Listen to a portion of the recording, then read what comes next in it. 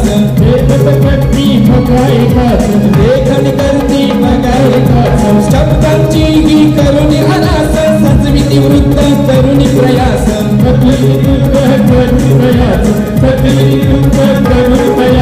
सत्याची ही धरुणी कास लेखन करती बघाय खास करती बघाय खास करती बघाय खास शब्दांची ही करुणी हरास सजविती वृत्त तरुणी प्रयास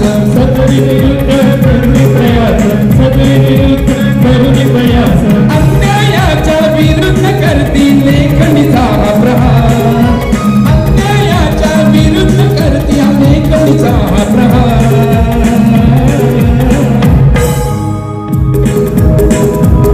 बघ असती आपल्या कोकणचे असे निर्भीड पत्रकार बघ असती आपल्या कोकणचे बघ निर्भीड पत्रकार असती आपल्या कोकणचे असे निर्भीड पत्रकार बघ असती आपल्या कोकणचे असे निर्भीड पत्रकार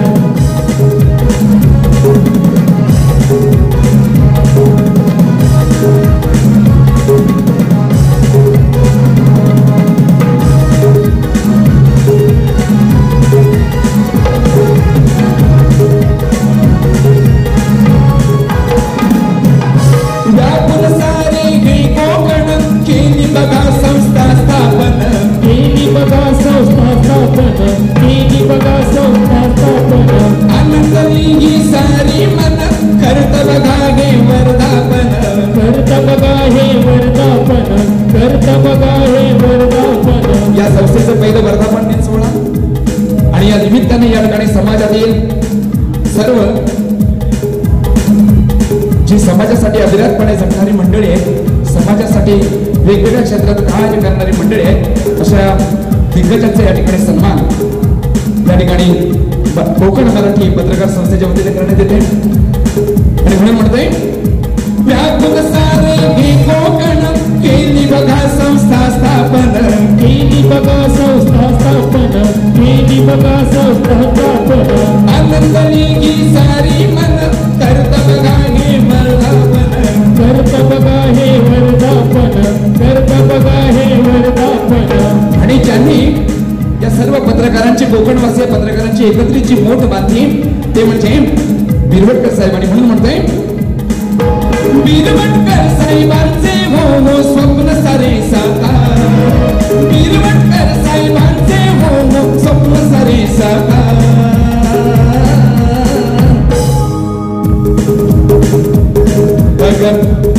बघ असती आपल्या कोकणचे असे निर्भीड पत्रकार बघ असती आपल्या कोकणचे असे निर्भीड पत्रकार असती आपल्या कोकणचे असे निर्भीड पत्रकार असती आपल्या कोकणचे असे निर्भीड पत्रकार शब्दास देऊ सत्याची धार लोकशाहीचा वाढवी ती आधार बातमीची लावून व्यवस्था बदले घेईन आकार बातमीची लावून व्यवस्था बदले घेईन आकार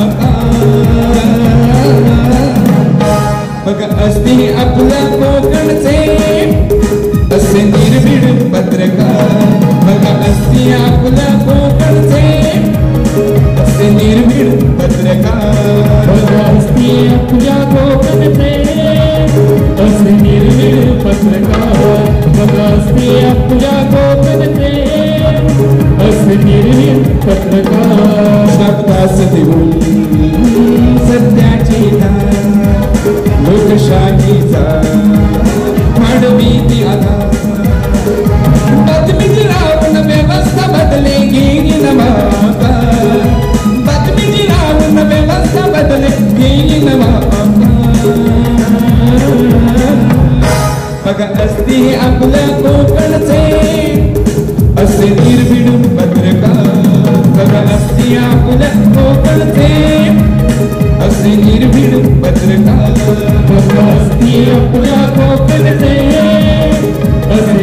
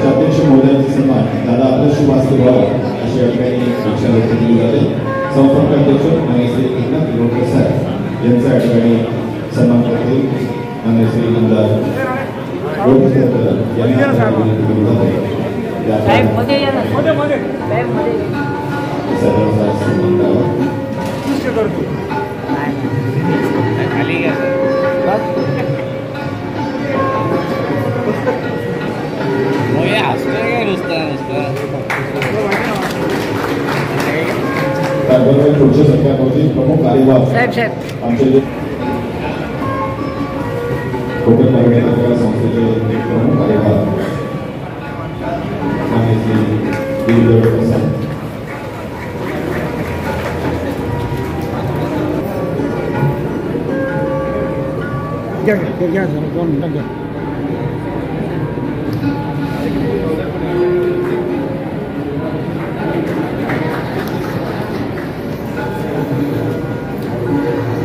त्याचबरोबर संदीपजी बिरवटकर साहेब यांचाही सन्मान या निमित्ताने केला जाईल.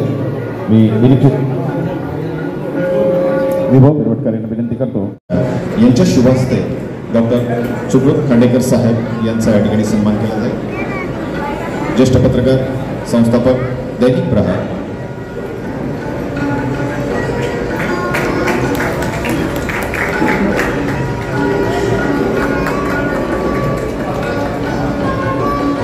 यानंतर माननीय श्री अनिलराज झोरपडे साहेब यांचा सन्मान केला जाईल. अध्यक्ष वसई विरार महानगर पत्रकार संघ.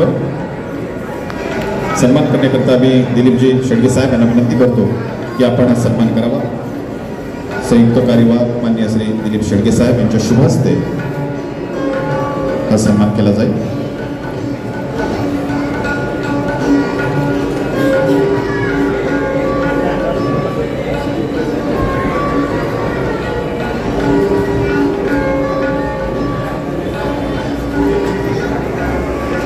अनिलराज झोरपडे साहेब अध्यक्ष वसई विरार महानगर पत्रकार संघ.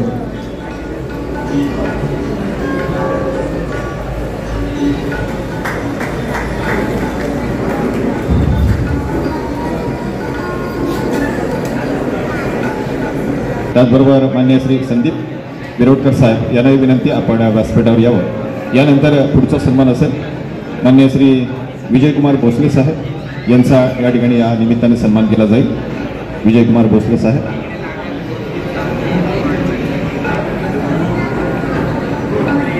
कोकण मराठी पत्रकार संस्था आणि या संस्थेचा आज प्रथम वर्धापन दिन आहे आणि या दिनाच्या निमित्तानं विविध क्षेत्रामध्ये अगण्य अशी कामगिरी करणाऱ्या शिलेदारांचा सन्मान या निमित्तानं आपण आयोजित केला आहे.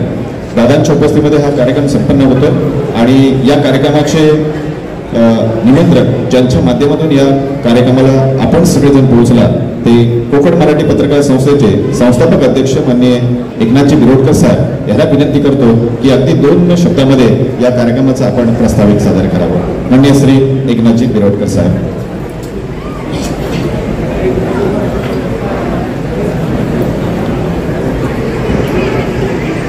सन्माननीय व्यासपीठ आणि माझ्या जमलेल्या नाही म्हटलं तर भरपूर लोक आलेले आहेत. माझ्या बंधू आणि भगिनी.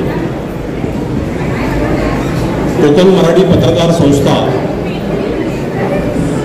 ही कोकणात स्थापन करण्याच्या पाठीमागे एक वेगळा उद्देश आहे आणि त्या उद्देशाच्या माध्यमातून आम्ही ही संस्था स्थापन केलेली आहे.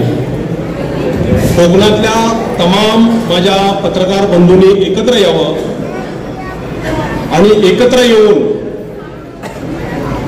ज्या समस्या तुमच्याकडून होत नाहीये, शासनाकडून होत नाही, त्यांना वाचा फोडण्यासाठी आपण या संस्थेचा जन्म घेतलेला आहे.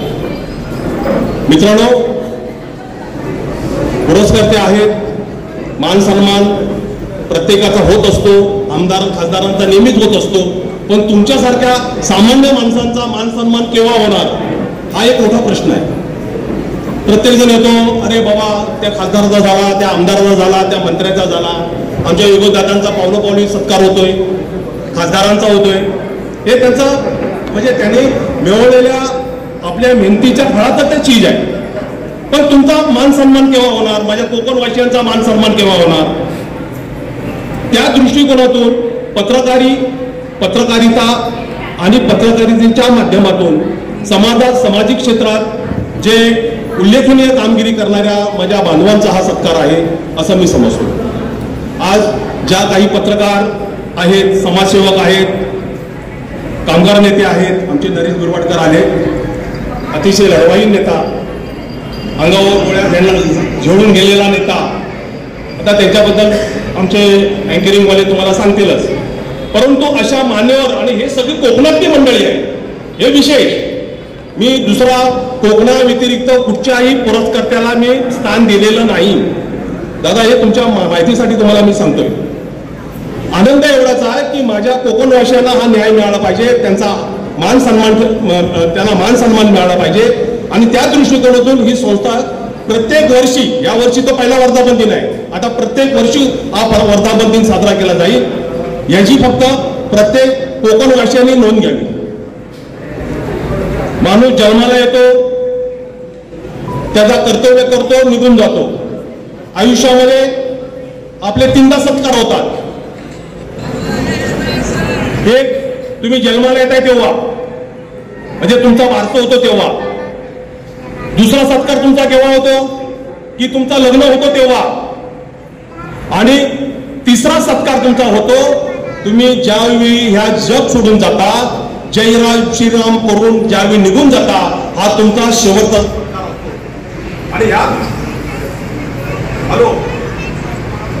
आणि या दृष्टिकोनातून हा माझा जो उपक्रम आहे तो मी या इथे मी उपस्थित केलेला आहे. आता जास्त बोलत नाही, दादाचा टाइम अतिशय कमी आहे आणि म्हणून मी माझा जास्त वेळ न देता छोटासा भाषण संपवतो.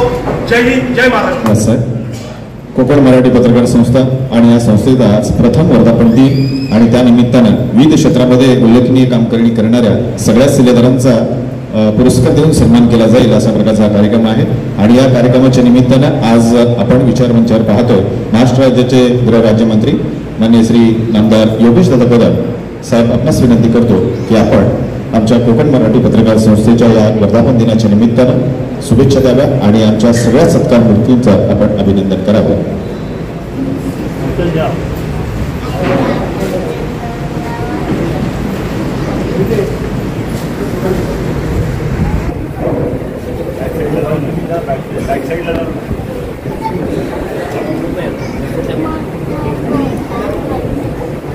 हिंदुस्थानचं आराध्य दैवत छत्रपती शिवाजी महाराजांना मानाचा मुजरा. कोकण मराठी पत्रकार संस्था ह्या संस्थेच्या वतीने संस्थेचा प्रथम वर्धापन दिन आणि पुरस्कार वितरण सोहळा पार पडतो. मला तो थोड्याच वेळाने माननीय पालकमंत्री उदय सामंत साहेबांचं आगमन होईल, परंतु त्यांनी मला पुढे बॅटिंग करायला पाठवलं आहे. ते येईपर्यंत बॅटिंग करेन, परंतु आपल्या सर्वांची परवानगी घेऊन मी अगोदर बोलायला उठलो आहे, कारण मला पुढे एक कार्यक्रम आहे आणि 2 वाजता तो कार्यक्रम संपणारा दाखवलेला की वेळेत पोचणं गरजेचं आहे, म्हणून परवानगी घेऊन मी अगोदर बोलतोय. आज ह्या पुरस्कार सन्मान सोहळ्याच्या निमित्ताने इथे उपस्थित सन्माननीय डॉक्टर सुकृत खांडेकरजी, ज्येष्ठ पत्रकार, त्यांची माझी आज पहिल्यांदाच खरं तर भेट होते, परंतु नक्कीच ह्यापुढे मी आपल्या संपर्कामध्ये देखील राहीन. सन्माननीय अनिलराजजी रोकडे, ह्या संस्थेचे संस्थापक अध्यक्ष एकनाथरावजी गिरोटकर, त्यानंतर आमचे खेड तालुक्याचे सुपुत्र सन्मान्य प्रमुख कार्यवाह आहेत ते दिलीपजी देवळेकर असतील, सन्मान्य अण्णा, सन्मान्य विजयजी भोसले, सन्मान्य गुजरातीजी, उपस्थित सर्व मान्यवर, सर्व पत्रकार बांधव, बंधुबहीण आणि मातांनो, अतिशय थोडक्यातच मनोगत व्यक्त करेन. सर्वप्रथम प्रथम वर्धापन दिनी आपण हा कार्यक्रम खेडला आयोजित केल्याबद्दल आपल्या सर्वांचं मनापासून आभार मानतो. एकंदरीत पत्रकारिता ह्या विषयावरती बराच वेळ बोलता येईल, अनेक विषयांवरती आपल्याला चर्चा करता येते, परंतु विशेषतः राजकारण आणि पत्रकारितेचा नेहमीच एक दृढ संबंध राहिलेला आहे. आज रामदास भाईंसारखं व्यक्तिमत्व आम्ही लहानपणापासून पाहिलं, वडील म्हणून तर पाहिलंच, परंतु एक राजकारणी म्हणून जेव्हा मी रामदास भाईंना पाहिलं त्यावेळेला रामदास भाई हे महाराष्ट्रामध्ये ज्यावेळेला राज्यमंत्री झाले त्यानंतर जेव्हा विरोधी पक्ष नेतेपद झालं, जेव्हा रामदासभाईंना मिळालं आणि हे विरोधी पक्ष नेतेपद रामदासभाईंनी ती जबाबदारी उचलत असताना जे 4-4.5 वर्ष रामदासभाईंनी काम केलं, मला वाटतं रामदासभाईंच्या त्या कार्यामध्ये आजपर्यंत रामदासभाईंची स्तुती केली जाते, परंतु रामदासभाईंच्या त्या कार्यामध्ये अनेक पत्रकारांचा सिंहाचा वाटा होता. हे मी रात्री 3-3 वाजता सगळे 4-4 वाजेपर्यंत महिना पत्रकारांसोबत तिथे अभ्यास करताना पाहिलेला आहे. आणि कुठलीही राजकीय व्यक्ती मोठी व्हायची असेल किंवा शेवटी आज मी तरुण आहे आणि तरुण म्हणून माझ्या आमदारकीच्या दुसऱ्या टर्ममध्ये 5 महत्त्वाची खाती राज्यामध्ये जी मिळाली आहेत. खंडकर आत्ताच आपण चर्चा करत होतो की इतकी महत्त्वाची खाती एकाच राज्यमंत्र्याला मिळणं हे क्वचितच होतं आणि ती संधी जर मला मिळाली असेल तर नक्की मी संधीचं सोनं केलं पाहिजे. आणि त्याकरता नक्कीच माझ्या करिअरच्या या पडावामध्ये मला देखील अनेक पत्रकार मदत करतात. आता कदाचित त्यांची नावं घ्यावी की न घ्यावी मला माहिती नाही, पण सध्या मी घ्यायचे टाळतो, कारण त्याच्यावर परत कुठलं राजकारण होता कामा नये. कारण आमची भावना ही प्रामाणिक आहे. कारण जेव्हा मंत्रिपदं मिळतात, आता काही दिवसांपूर्वीच बजेटचं अधिवेशन झालं आणि आमचं मंत्री म्हणून ते पहिलंच अधिवेशन होतं ते खाती मिळाल्याच्या नंतर. आणि प्रत्येक लक्षवेधीला उत्तर द्यायची होती, प्रत्येक प्रश्नाला तिथे उत्तर द्यायची होती. जवळपास 29 प्रश्न मी हाताळले, 29 प्रश्नांनी लक्षवेधी मी या अधिवेशनामध्ये हाताळले, त्याची उत्तर मी तिथे फ्लोअरवरती दिली. त्या लक्षवेधीचा आपण अभ्यास करतो, प्रश्न मांडले जातात, परंतु किती म्हटलं ते मंत्रिपद मिळालं म्हणजे काही अचानक ज्ञान आपल्या डोक्यात पडलं असं होत नाही. त्याच्यासाठी प्रचंड अभ्यास करावा लागतो, त्याच्यासाठी प्रचंड वाचन करावं लागतं आणि त्याच्याकरता पत्रकारिता जीच केली जाते. शेवटी आता रेफरन्सेस, आता मी जेव्हा विधिमंडळामध्ये प्रश्न मांडायचो त्यावेळेला मी सगळे वृत्तपत्रांमध्ये मी सगळे रेफरन्सेस घ्यायचो. माझ्या मतदारसंघामधले आजही किंवा आज माझ्याकडे जी 5 खाती आहेत त्या 5 खात्याचा महाराष्ट्रामधल्या कुठल्याही पेपरमध्ये माझ्या खात्यासमोर कुठली माहिती असली की त्याचं कात्रण सकाळी 9 वाजता माझ्या मोबाईलवरती येतं, ते मी वाचतो, माझ्या PA ला पाठवतो, याची कारवाई करतो. आजही प्रिंट मीडियाला तितकंच महत्त्व आहे जितकं आपण सोशल मीडियाला देतो. एक गोष्ट खरी आहे की सोशल मीडियाच्यामुळे प्रिंट मीडियाचं तिथे महत्त्व थोडं कमी झालंय किंवा आता इलेक्ट्रॉनिक मीडियाचं देखील सोशल मीडियाच्यामुळे आता तितकं महत्त्व थोडं हळूहळू कमी होत चाललेलं आहे. परंतु मला वाटतं ही पत्रकारिता, ह्या पत्रकारितेचं महत्त्व कोणी संपवू शकणार नाही. आणि मला वाटतं म्हणूनच पत्रकारिता ही आपण म्हणतो की 4था स्तंभ, आपल्या भारतीय संविधानाचा 4था स्तंभ म्हणून आपण पत्रकारांना आपण पाहतो. आणि अशा वेळेला हा 4था स्तंभ नेहमी मजबूतीने उभा राहिलेला असला पाहिजे. आणि ह्याकरता आज आपण जो काही पुढाकार घेतला आहे मी आपल्या मनापासून आभार मानतो, आपल्या त्यांचं अभिनंदन करतो. आणि पुरस्कार देत असताना आपण अशी काही व्यक्ती जी समाजापुढे दरवेळेला पुढे येत नसतात किंवा त्यांचा चेहरा हा समाजसेवेच्या माध्यमातून ज्यांनी लाभ घेतला त्यांना माहिती असतो, परंतु आता आमच्यासारख्या व्यक्तींना माहिती देखील नाही की माझा सहकारी तिथे त्याच्या पंचक्रोशीमध्ये तिथे असलेल्या शालेय विद्यार्थ्यांना तिथे मोफत शिक्षण उपलब्ध करून देतो किंवा त्यांना शिक्षण मिळालं पाहिजे यासाठी त्याची धडपड मी पाहिली देखील नाही. ती आज मला पाहायला मिळाली. मी ह्या पुरस्कार सोहळ्यामुळे अशी व्यक्ती माझ्या समोर आली, म्हणून ह्या असे पुरस्कार सोहळे यासाठी महत्त्वाचे असतात. अनेक व्यक्ती असे असतात की कुठलाही स्वार्थ न ठेवता तिथे समाजसेवा करत असतात आणि अशांना आपण हेरून आज आपण इथे पुरस्काराने आपण सन्मानित करतायत. मी आपलं मनापासून मी आपले आभार मानतो. कोकण मराठी पत्रकार संस्था प्रथम वर्धापन दिन जरी असला तरी सुद्धा आपल्या भविष्याच्या वाटचालीकरता मी मनपूर्वक शुभेच्छा देतो. आज एवढंच सांगेन की मगाशी त्याची सुरुवातीला मी म्हटलं कुठलीही व्यक्ती घडत असताना त्याच्यामध्ये त्याला अर्थातच वाचन हे अतिशय महत्त्वाची बाब आहे. आणि आता जरी आज आमचे संबंध राजकीय संबंध थोडे कटू झालेले असले तरी सुद्धा संजय राऊत साहेबांनी मला एकदा सांगितलं होतं, तर त्याचं आता पत्रकार बांधवांना रेकॉर्ड करतात ठीक आहे, परंतु म्हणजे ही महाविकास आघाडी तयार व्हायच्या अगोदरची गोष्ट, त्यामुळे काय हरकत नाही सांगायला. म्हणजे त्यांनी मला एकच सल्ला दिला मी आजपर्यंत लक्षात ठेवला आहे की जर का तुम्ही एखाद्या पानपट्टीवरती तुम्ही किंवा एखाद्या तुम्ही ठेल्यावरती भेळ जरी खायला गेलात, ती भेळ तुम्हाला कागदामध्ये रॅप करून दिली जाते, तो कागद पण आपण वाचला पाहिजे. हा सल्ला मला संजय राऊत साहेबांनी दिला होता आणि तो मी आजही लक्षात ठेवलेला आहे. आणि म्हणून मला वाटतं आज मंत्री म्हणून देखील मला प्रचंड मोठा आधार जे आपले अग्रलेख येतात, जे आपलं कुठलाही वर्तमानपत्र हे कितीही लहान असू द्या किंवा मोठं असू दे, त्याच्यामध्ये असलेले मजकूर हे तितकेच महत्त्वाचे असतात. की लेखणी कशा पद्धतीची आहे, मी ह्याला कधी महत्त्व दिलं नाही. तो विषय काय आहे, त्या विषयाला नेमकीच मी नेहमी महत्त्व दिलं आणि माझा नेहमीच प्रयत्न राहतो की अशा विषयाकडे जास्तीत जास्त आपण लक्ष दिलं पाहिजे. आणि एकंदरीत आज हा पुरस्कार सोहळा खेडमध्ये पार पडत असताना नक्कीच सर्व पत्रकार बांधवांचं मी मनापासून अभिनंदन करतो. सगळ्यांचे आभार देखील याकरता मानतो, कारण शेवटी माझं मूळ आता माझं मतदारसंघ दापोली मतदारसंघ आहे. माझ्या दापोली मतदारसंघामधले सगळे पत्रकार म्हणजे माझ्या आता 9-10 वर्ष झाले मी दापोली मतदारसंघामध्ये सक्रिय आहे. त्यामध्ये रमणाजी जवळपास 40 वर्ष आपल्या मतदारसंघामध्ये सक्रिय होते, आजही आहेत. परंतु कधीच माझ्या मतदारसंघामधल्या एकाही पत्रकाराने कधीच मला त्रास दिला नाही किंवा मुद्दामून जाणून बुजून खोट काढायला आपली बातमी लावायची आणि तिथे आपल्याला कधी वर्तमानपत्राला प्रसिद्धी मिळवायचा प्रयत्न करायचा असा प्रकार कधीच केला नाही. मला नेहमी माझ्या पत्रकारांनी नेहमी मला आधार दिला. सगळ्यांचे मी मनापासून या व्यासपीठाच्या निमित्ताने सगळ्यांचे मी आभार मानतो आणि आपल्या सहकार्य असंच मला भविष्यामध्ये देखील लाभेल अशी मी अपेक्षा बाळगतो. आणि आपल्या सर्वांच्या सहकार्याने दापोली मतदारसंघाला जवळपास 50 वर्षाच्या नंतर हे राज्यमंत्रीपद मिळाले आणि मला विश्वास आहे की हे मिळालं मंत्रिपदाला जास्तीत जास्त न्याय द्यायचा प्रयत्न करत असताना आपल्या सर्वांचं मला ते सहकार्य लाभेल हा विश्वास दर्शवतो. आणि आपल्या ज्यांना आज पुरस्कार प्राप्त होतोय त्या सर्वांचं मी मनापासून आज अभिनंदन करतो. कदाचित वयाने मी पुरस्कार माझ्या हाताने देण्यात कमी मोठा नाही, परंतु नक्कीच आज संविधानामुळे आज मंत्रिपदाला अतिशय मोठं महत्त्व आहे.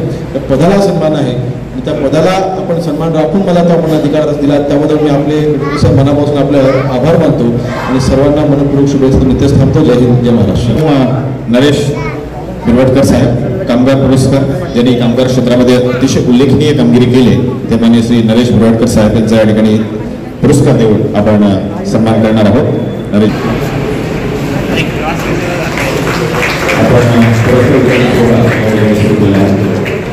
यानंतर पुढच्या सूचना करते असतील माननीय श्री दिलीप सोमवार साहेब. दिलीप सोमवार साहेब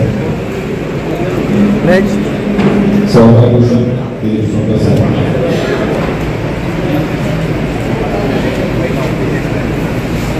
सहभागभूषण दिलीप सोमवार साहेब. यानंतर पत्रकार भूषण 2025 ज्या पत्रकाराने अगदी दुर्गापासून तुम्हाला सर्वांचे लाडके मार्गदर्शक ज्येष्ठ पत्रकार माननीय श्री दिलीप देवळकर साहेब सहपत्नी या ठिकाणी हा पत्रकार भूषण पुरस्कार स्वीकारतील. मी दिलीप देवळकर साहेबांना विनंती करतो की आपण हा पत्रकार भूषण पुरस्कार स्वीकारावा. माननीय श्री प्रभूषण यांच्या शुभ हस्ते आपण दिलीप देवळकर साहेब यांना पत्रकार भूषण देऊन सन्मान करत आहोत.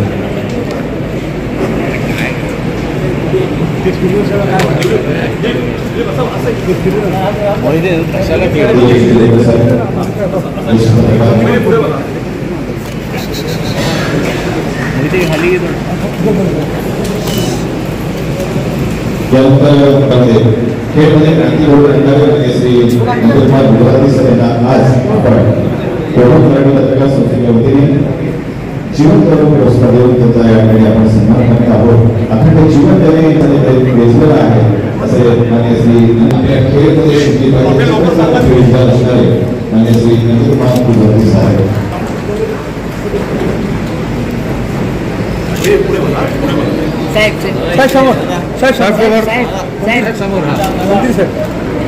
सर इकडे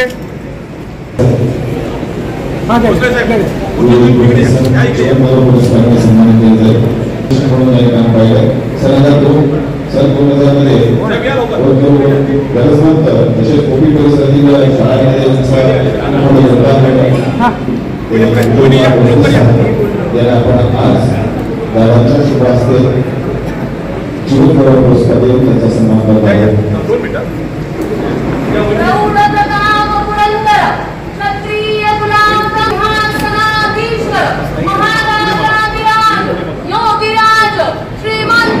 छत्रपती शिवाजी महाराज की जय. छत्रपती शिवाजी महाराज की जय. जय भवानी, जय शिवाजी, जय भवानी, जय शिवाजी. माननीय सन्मान करत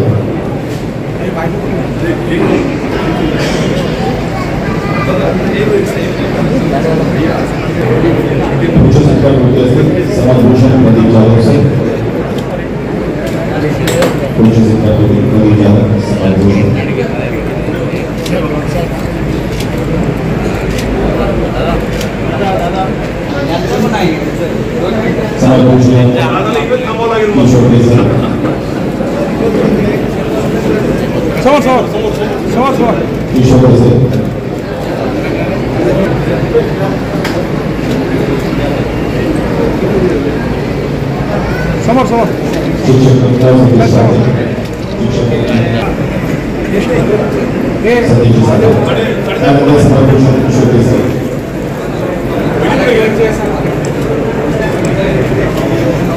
दादा आपल्या आघाडीवरचे 2 जण फक्त एक सामंत साहेबांची शुभास्ते पुढील पुरस्कार उद्याची सामंत साहेब यांचा आगमन होईल आणि त्यांच्या उपस्थितीमध्ये पुढील पुरस्कार आपण वितरित करणार आहोत.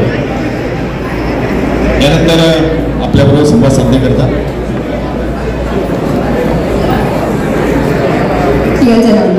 माझं नाव सिल्वी संदीप कुरवाडकर आहे आणि माझ्या पप्पांना आज एक पुरस्कार मिळल्या बाबतीत मला इथे तुमच्याशी 2 शब्द बोलायचे. माझे पप्पा माझ्यासाठी नेहमी प्रेरणा आणि एक ऊर्जाचे स्रोत आहेत. त्यांचा शैक्षणिक प्रवास खेडमध्ये पोयणाऱ्या गावात सुरू झाला. सुखसुविधा नसतानाही त्यांनी त्यांचा शैक्षणिक प्रवास कधीही थांबवला नाही. नोकरीनिमित्त ते मुंबईमध्ये आले. त्यांच्या जीवनात अनेक अडचणी आले पण ते कधीही त्यांनी हार नाही मानली. सामाजिक क्षेत्रात त्यांनी अनेक उल्लेखनीय कार्य केले. विशेषतः माझी विद्यार्थी संस्थेचे अध्यक्ष म्हणून त्यांनी ग्रामीण भागातले सारे विद्यार्थीसाठी अनेक सुखसुविधा उपलब्ध केली. त्यांच्या यशामुळे आज आम्ही समाजात समाधानाने आणि सन्मानाने राहू शकतो, जगू शकतो. मला इथे 2 शब्द बोलण्याची संधी दिली ते मी आयोजकांची मनापासून आभारी आहे. धन्यवाद. विविध क्षेत्रामध्ये उल्लेखनीय कामगिरी करणाऱ्या सल्लेदारांचा पुरस्कार देऊन आपण या ठिकाणी सन्मान करत आहोत. विजयजी घेतले यांचा या ठिकाणी सन्मान केला जातो.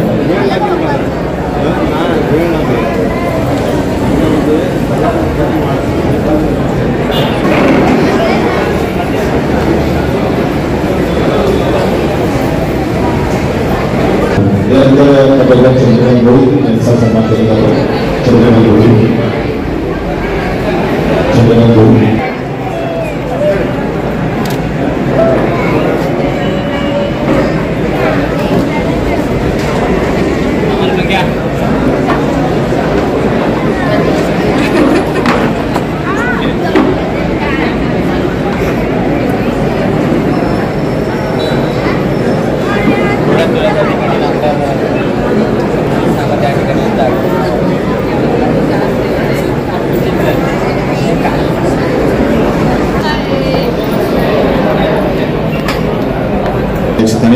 मी साहेब आपणास विनंती करतो की आज मराठी कोकण पत्रकार संस्थेचा प्रथम वर्धापन दिन आणि त्या निमित्तानं हा पुरस्कार वितरण सोहळा संपन्न होतोय. या निमित्तानं आपण आपलं मनोगत व्यक्त करावं. नमस्कार. कोकण मराठी पत्रकार संघ आज प्रथम वर्धापन दिन आहे आणि पुरस्कार वितरण समारंभ सुरू पण झालेला आहे. आज इथं योगेश जरा इतका वेळ होते. त्यांच्या हस्ते काही मान्यवरांना पुरस्कार मिळाला. मला अतिशय आनंद झाला कारण रामदास भाईंची जेव्हा आमदारकीची आणि एक शिवसैनिक म्हणून कारकीर्द जेव्हा सार्वजनिक जीवनाची सुरू झाली तेव्हापासून एक पत्रकार म्हणून मी एक साक्षीदार आहे त्यांच्या जीवनाचा. आज त्यांचा मुलगा राज्याचा गृहमंत्री, महसूल मंत्री, पंचायत राज समिती मंत्री आणि राज्य सरकारमधील अतिशय महत्त्वाची 6 खाती सांभाळत आहे. याचा मला अतिशय आनंद झाला. त्यांचं भाषण ऐकूनही आनंद झाला. त्यांच्यातला नम्रपणा, संयम हे ऐकूनही आनंद झाला आणि त्यांची विधिमंडळातली मंत्री म्हणून जी कारकीर्द मला बघता आली ते बघूनही मला खूप समाधान वाटलं. या मतदारसंघाने, या कोकणाने योगेश दादांसारखा एक तरुण चांगलं नेतृत्व महाराष्ट्राच्या विधानसभेत पाठवलेलं आहे आणि त्यांचं भवितव्य उज्ज्वल आहे असं मला एक पत्रकार म्हणून वाटतं. मी त्यांच्या कारकिर्दीला शुभेच्छा देतो आणि माझं बोलणं सुरू करतो. आपले राज्याचे उद्योगमंत्री आणि पालकमंत्री उदय सामंत इथं येणार आहेत. आज मला जे इथं बोलवलं ते या संस्थेचे संस्थापक अध्यक्ष एकनाथ बिरवटकर यांनी. आणि इथं शशिकांत सावंत बसलेले आहेत, दीपक शेडगे बसलेले आहेत, त्यांचे मुंबईतले अनेक सहकारी आहेत. हे माझ्याकडे प्रहारच्या ऑफिसमध्ये आले आणि त्यांनी मला या कार्यक्रमासाठी बोलवलं. मी तात्काळ हो म्हटलं, पण बिरवटकरांच्या कार्यक्रमाला मी सहसा नाही म्हणत नाही, कारण आज तुम्ही तिथे सगळे जमलेले आहात. या सर्वांना बांधून ठेवणारा एक धागा म्हणजे एकनाथ बिरवटकर आहेत याची मला पूर्णपणे खात्री आहे.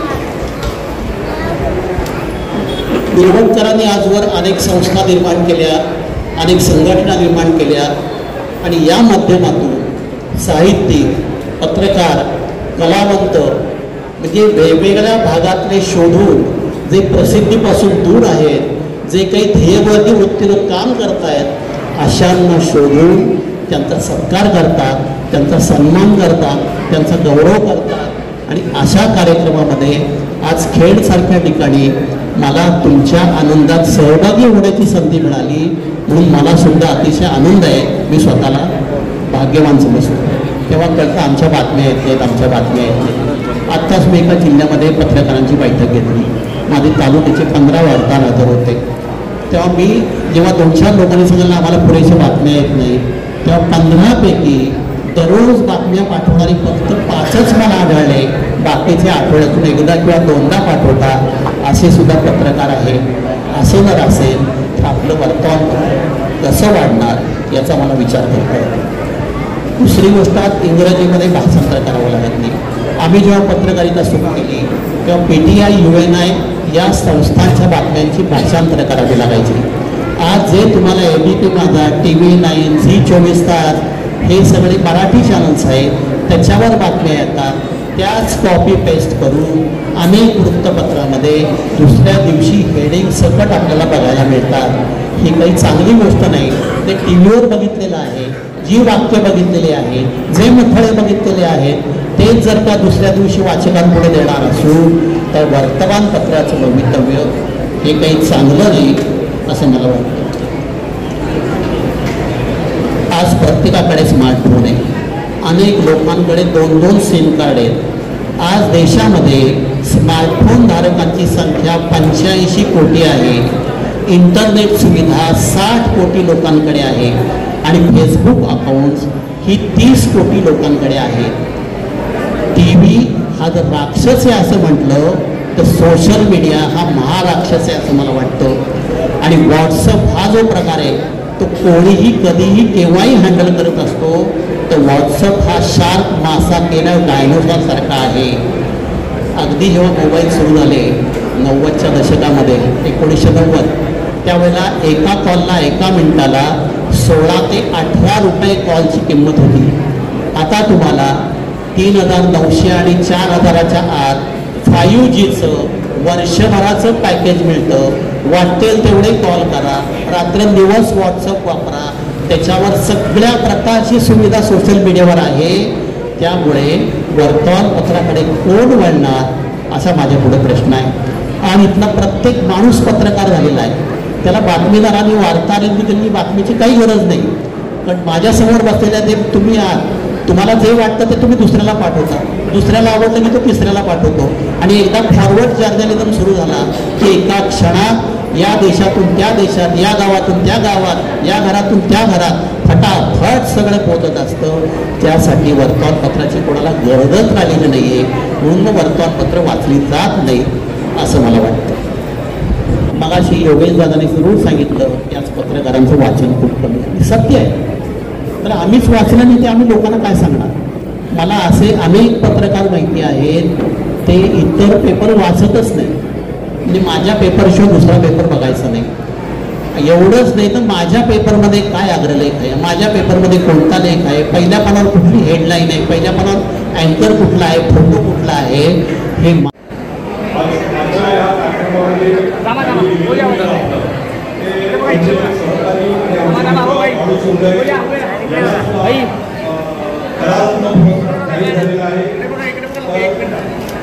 त्यांच्याबद्दल त्यांनी 25 वर्ष त्या कला क्षेत्रात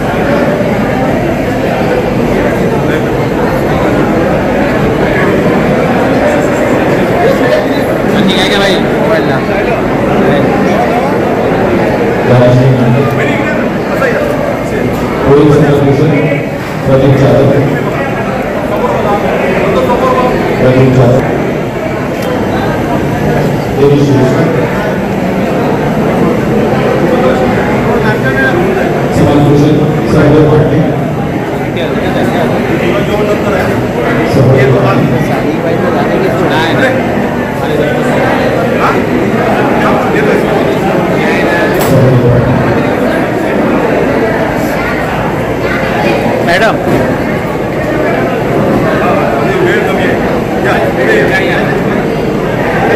तुम्ही लोक वर जावा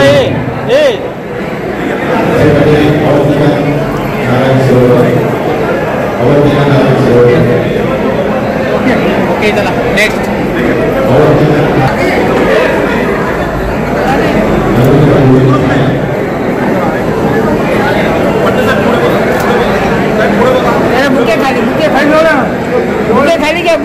खाली घ्या सलमान खाली घ्या बस ओके बस ओके धन्यवाद ओके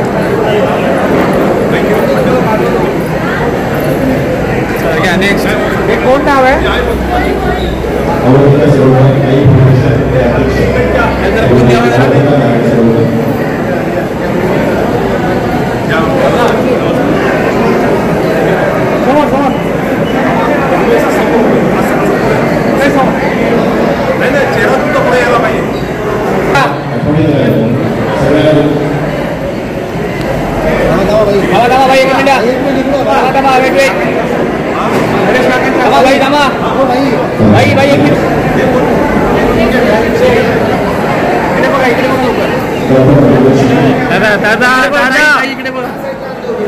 वरती